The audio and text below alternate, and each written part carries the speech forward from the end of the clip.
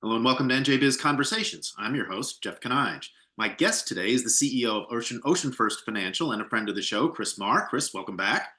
Nice to be here. Thanks for joining me. I appreciate you taking the time.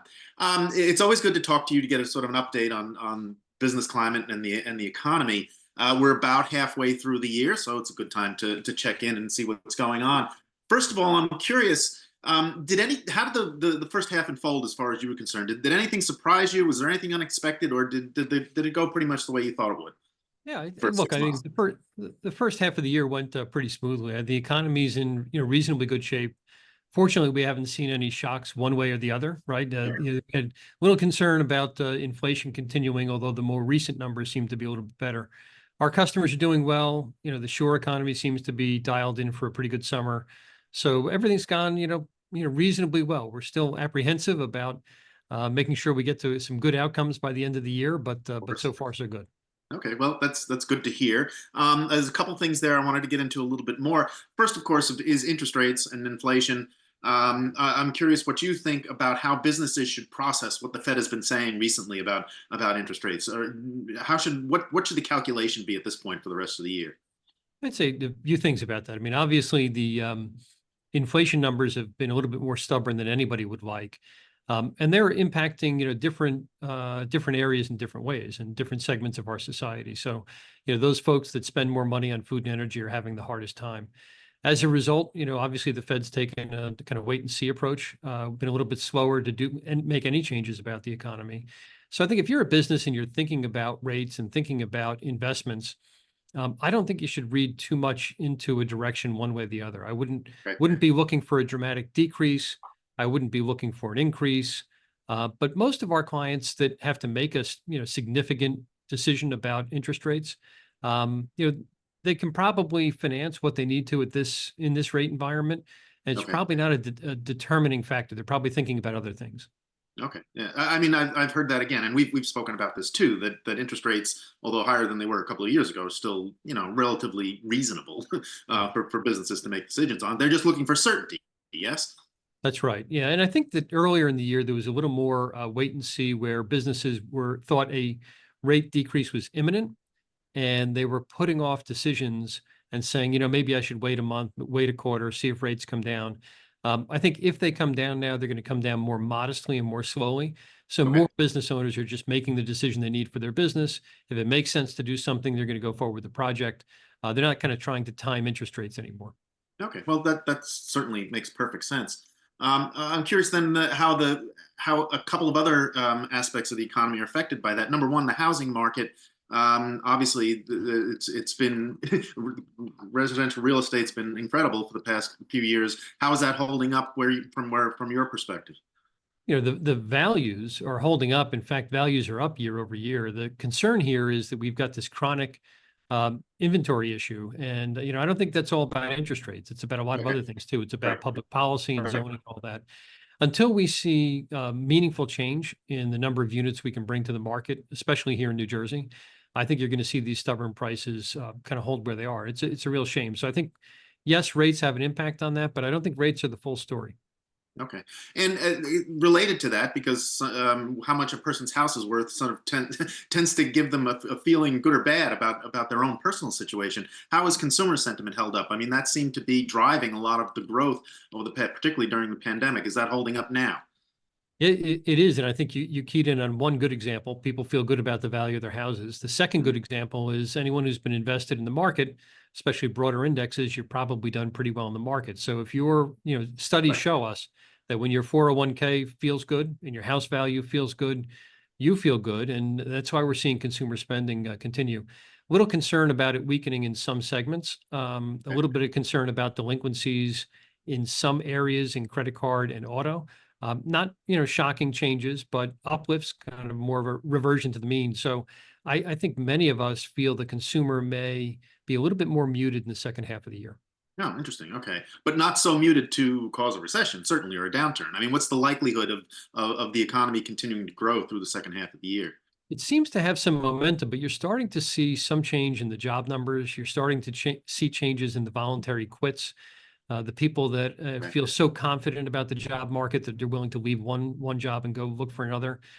You're starting to see a little bit of a pullback in business decisions about capital investments and things like that. So nothing that would be alarming or nothing that would give us an indication that a recession's imminent, but a little bit of a slowing. And I think we probably needed that to get the edge off inflation.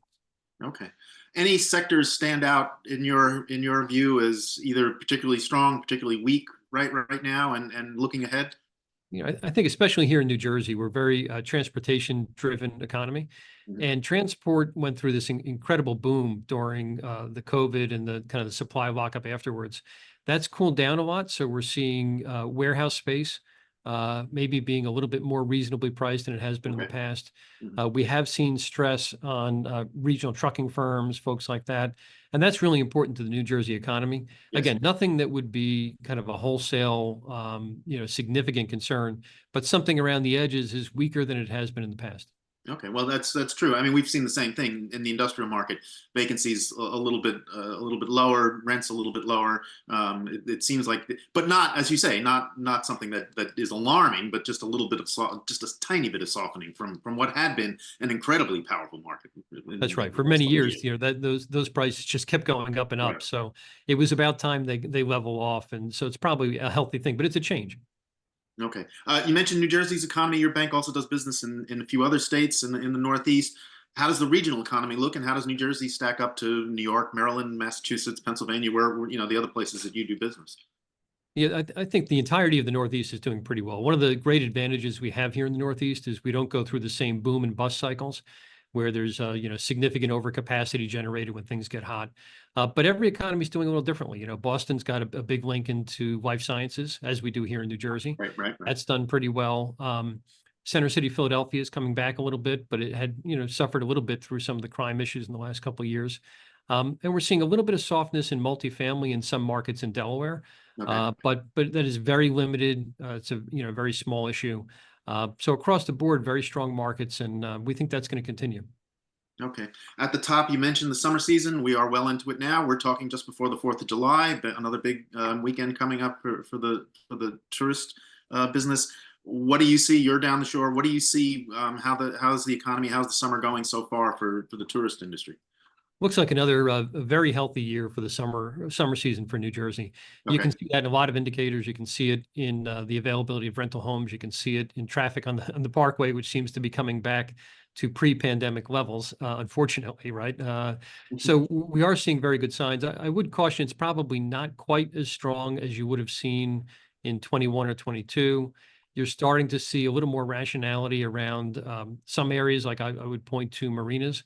The ability to get a slip, the price on boats has kind of leveled off. So Okay. some of that, kind of exuberance we experienced over the last couple of years has tapered off, but still a very strong year, and a year that, if we thought about pre-COVID, would have been considered just an exceptional year, right? So the Okay. the shore has benefited from the after effects from COVID and Right. continues to. Okay. And I'm curious, have you heard about how hiring had went over for bars and restaurants and stuff, getting and any all of the tourist apparatus along the boardwalks and along the shore? What was the job market like? Yeah, it's still a big challenge. So it's kind of a Okay. lingering challenge, not quite as acute as it was 2 years ago. I think a lot of employers kind of refocused their approach. They kind of worked different channels of labor, including kind of visiting summer labor. In some cases, we had clients create their own housing because they could get labor, but they couldn't get housing for those folks to be around. So Okay. folks went, a few miles inland and bought some multifamily properties and specifically kind of set up their own housing. So Interesting. better than it has been over the last couple of years, but still not great. Still one of the biggest challenges they face. I'll bet. Still, it's interesting that it's still that way, given given the dynamics that had changed since the pandemic. But I guess it's still tough. I'm curious then, the about the banking business in general. Particularly the commercial lending market, but in general, how the industry is doing. I had talked to some other folks who suggested that there had been a pullback in commercial lending among banks, that sort of left an opportunity for some fintechs and non-bank banks. How's your industry doing these days? Well, company first, the industry is in a very strong position. So one of the fortunate outcomes of the financial crisis is that the banking system is better capitalized. We do Okay. more stress testing, and we were prepared for a market like this. That said, going through the last 2 years where we've had an inverted yield curve, meaning that long-term yields are actually lower than short-term yields, Right. is tough in banking. So that is weighed on a lot of banks' profits. But I just want to put that in perspective. That's a reduction in profitability that is temporary in nature, not a long-term issue.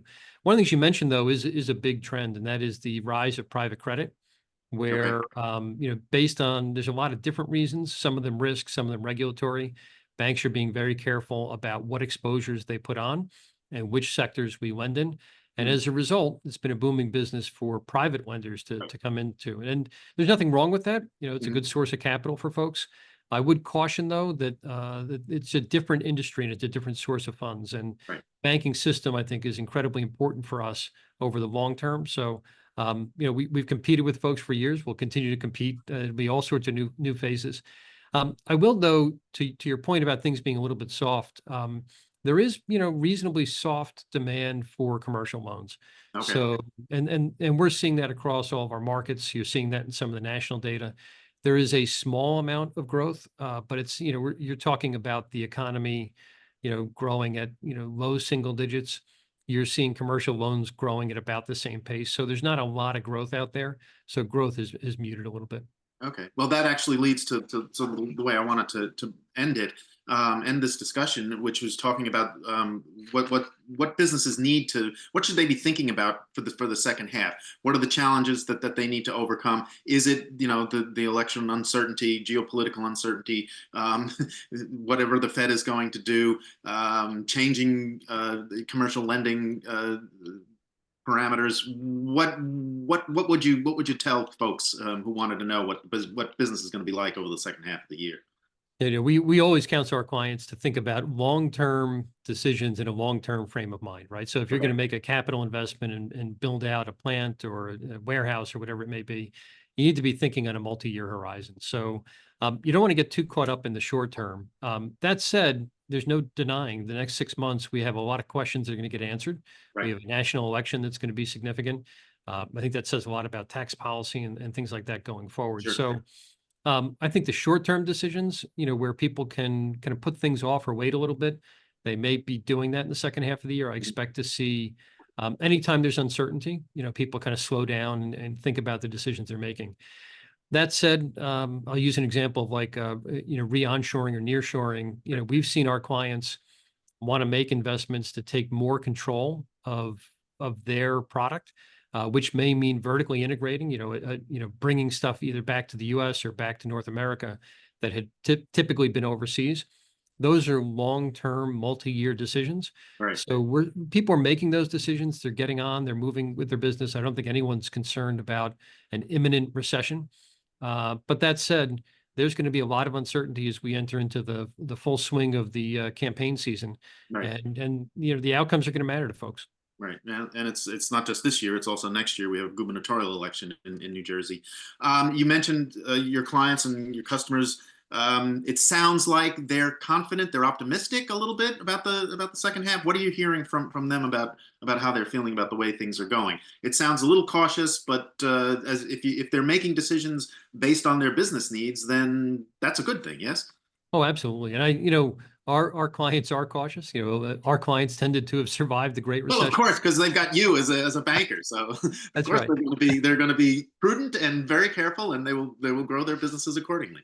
Yeah, but what that translates to is kind of keeping more cash on the sidelines, being careful, deferring some of these decisions. On the positive side, they're very profitable, right? They're Right. they're doing really well.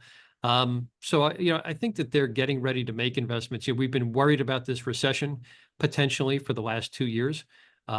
If we get the sense that inflation has been resolved without the need for a deep recession, I think people are going to lean into that and make more investments. So I think we're still holding back a little bit. There's potential to run a little faster. Okay. Well, that would be the ideal outcome, I guess. So we will leave it there, and hopefully you'll come back and let us know what's going on a little later. All right, great to see you, Jeff. Thanks very much. Great to see you. Thanks, Chris Maher, CEO of OceanFirst Financial, OceanFirst Bank. Thank you very much for joining us, and thank you all for watching. Until next time, stay safe, everyone.